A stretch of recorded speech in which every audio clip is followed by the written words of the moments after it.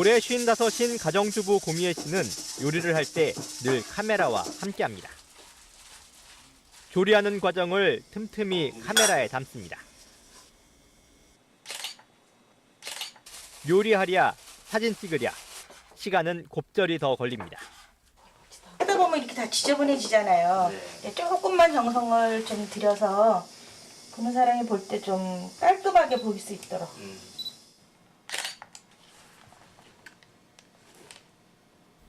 이렇게 시간과 정성을 더 들여 기록한 요리 과정은 블로그에 올라갑니다.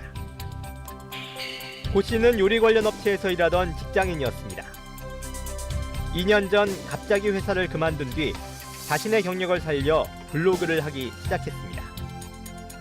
제가 일을 그만두고 매일 출퇴근하던 사람이 딱 그만두니까 약간의 공허함이라는 게 있더라고요. 그래서 이거를 어떤 방법으로 메꿀까? 그러니까 어떤 사람들은 뭘 배우러 다니는 사람도 있고 운동하러 가는 사람도 있고 하는데 저는 블로그라는 거를 한번 해보고 싶었어요. 별거 아니지만.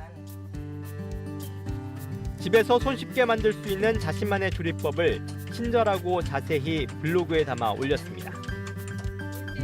전문성과 경험이 녹아있는 알찬 조리법이 블로그를 채우자 방문객이 급증했습니다. 매일 2~3천 명이 그녀의 블로그를 다녀갑니다. 이런 인기에 힘입어 고 씨의 블로그는 이른바 파워블로그가 됐습니다. 블로그가 유명해지자 뜻하지 않은 부수입도 생겼습니다. 원고 청탁에 들어오고 블로그를 통해 제품을 홍보하자는 제안도 들어왔습니다. 홍보 업체에서 비용을 줄 테니까 홍보를 해달라라는 글들도 많이 옵니다. 근데 저는 아직은 그런 단계는 아니라고 생각을 하는데요. 저한테 맞고 제가 필요한 거는 뭐 작은 거라든지 할 수 있다고 보고. 정말 블로그만 했을 뿐인데 월 50만 원 정도씩의 수입이 생겼습니다. 은퇴 후 소일거리로 삼았던 블로그가 인생 후반기의 자산으로 자리 잡은 겁니다. 이거는 내가 나이 먹어서도 할머니가 돼서도 얼마든지 할 수 있는 일이기 때문에 기반을 잡고 할 수 있는 데까지 하자. 그래서 하고 있습니다. 해운회사를 다니다 정년퇴직한 김상겸 씨도 2년 전부터 인터넷으로 인생 2막을 열었습니다. 오픈마켓에 이것저것 물건을 떼다 팔며 온라인 상거래에 대한 감을 익힌 뒤 온라인 쇼핑몰도 열었습니다. 요거는요. 김치도 팔고 여기 또 뭐 샴푸도 팔고요. 예. 뭐 이런 것도 이렇게 있고 그다음에 이제 우리 판매자 지가 판 실적을 보려면은 월 뭐 여기는 뭐 30만 원, 90만 원 이런 식으로 네, 뭐 40만 원, 50만 원 한 군데. 그러니까 쇼핑몰까지 합치면 그러니까 한 150에서 한 250 사이. 매출이요? 네, 매출이. 아직 시작에 불과해 수입이 얼마 되지 않지만 매출이 조금씩 늘고 있어 이제 본격적으로 나설 생각입니다. 뭐 매출 좀 올라가고 이런 실적 좀 보시면은 어떠세요? 흐뭇하죠. 처음에는 잠도 안 와요. 근데 이제 한 단계 넘으면요, 이게 그 취미로 하는 게 아니고 좀 어느 정도 수입이 돼야 되니까 그때부터 이제 정말 직업 하게 되면 힘듭니다. 인터넷 쇼핑몰 CEO라는 그럴듯한 명함도 갖게 됐지만 처음엔 인터넷으로 사업을 하리라고는 꿈도 꾸지 못했습니다. 처음에는 이런 얘기도 갖고 오는데 그 골뱅이가 술안주로 하는 것밖에 몰랐어요. 이메일의 골뱅이를 몰랐다니까요. 그래서 크고 끼는 것도 겨우 정도 하고 처음에 그랬었죠. 네. 그 준비하는 동안에 오프라인 상황에서 김 씨가 인터넷으로 창업까지 하게 된 건 시니어 온라인 창업 교육 그리고 시니어 마케팅 그룹 덕분이었습니다. 시니어 마케팅 그룹은 온라인 창업 교육을 수료한 시니어들이 함께 실전에 나서보자며 모여 만든 창업 그룹입니다. 서로가 서로에게 부족한 점을 채워주고 모자란 공부도 더해가며 조심스럽게 인터넷 창업에 한 발씩 내딛고 있습니다. 생산성이 없잖아. 노인들한테는 뭐 앞으로 희망이 없잖아요. 근데 이거는 온라인 쇼핑 같은 거 하면서 돈 벌 수도 있구나. 노인들도 아주 새로운 세계가 있더라고요. 근데 이제 인터넷이라는 새로운 세계에서 생산적인 일을 도모한다는 점에서 모두가 작은 성공을 맛보고 있습니다.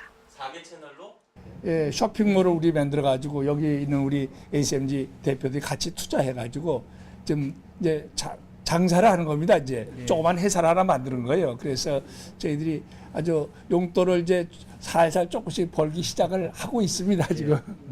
옛날 같으면 사실 70대 같으면은 거의 돌아가실 직전 나이 아닙니까?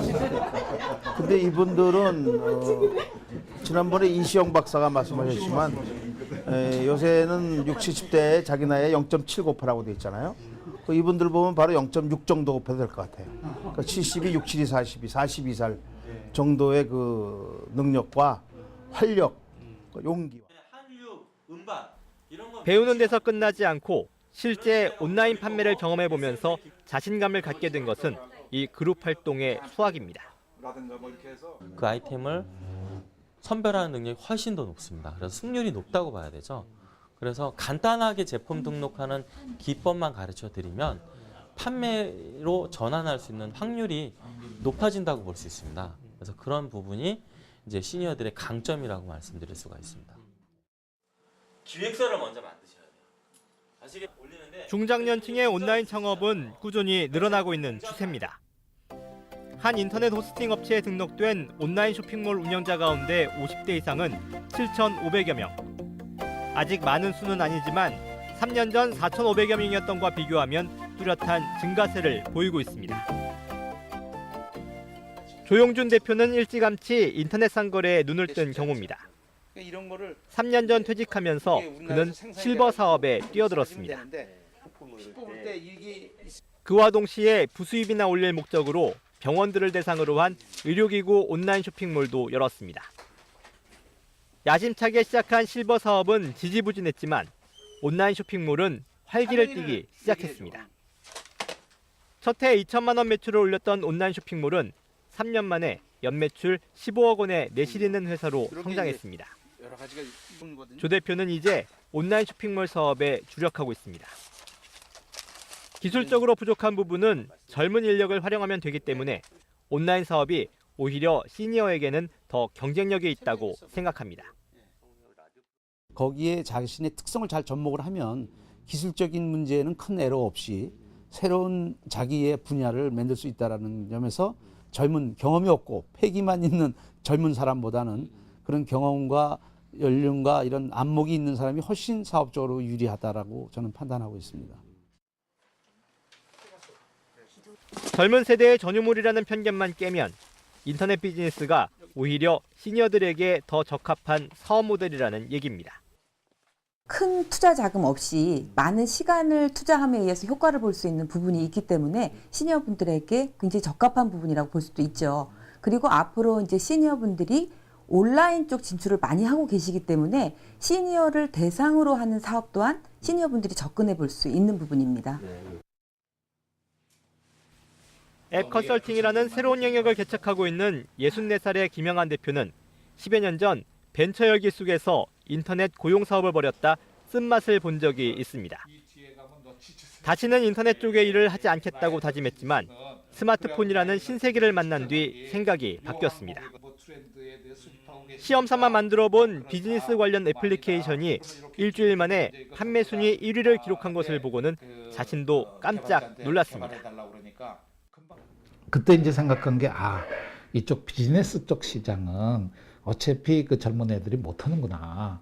그럼 내가 비즈니스 쪽에 대한 능력을 갖고 있으니까 요 앱에 대한 신기술을 접목을 하면은 나한테도 기회가 있겠구나. 그때 그 생각을 한 거예요. 그러니까 어디든지 내 세계 동시에 보여줘. 이후 스마트폰을 필두로 한 새로운 시장에서 무한한 가능성을 보고 앱 마케팅에 적극적으로 뛰어들었습니다. 책 쓰고 강의하고 그냥 오프라인 컨설팅만 해갖고는 그게 시장 자체가 자꾸 이렇게 쪼그라드는 시장이지 크지는 않더라고요. 그런데 그거에다가 강의에다가 이 그 앱러닝을 집어넣고 책에다가 앱북을 집어넣고 컨설팅에다가 앱 컨설팅을 집어넣으니까 전혀 새로운 시장이 생기는 거예요. 전혀. 아직 휴대전화로 문자도 보낼 줄 모른다는 김 대표는 중요한 건 신기술을 습득하는 게 아니라 새로운 것을 받아들이려는 자세와 기획력이라고 강조합니다. 이거 지금 전체 성공한 모델들 다 보면요. 거의 한 7, 80%가 기획이야, 기획. 그리고 그것만 잘 되면 개발자를 찾을 수 있는 방법은 있다는 거지. 베이비붐 세대의 은퇴 러시로 시니어들의 퇴직 후 삶에 대한 고민은 사회적인 과제가 되었습니다. 젊음을 바쳐 쌓아온 시니어들의 경험과 능력이 파장되고 마는 것은 국가 경쟁력 측면에서도 큰 손실이기 때문에 시니어들의 도전은 더 값져 보입니다. 새롭게 시작하는 그들의 인생 2막을 응원합니다.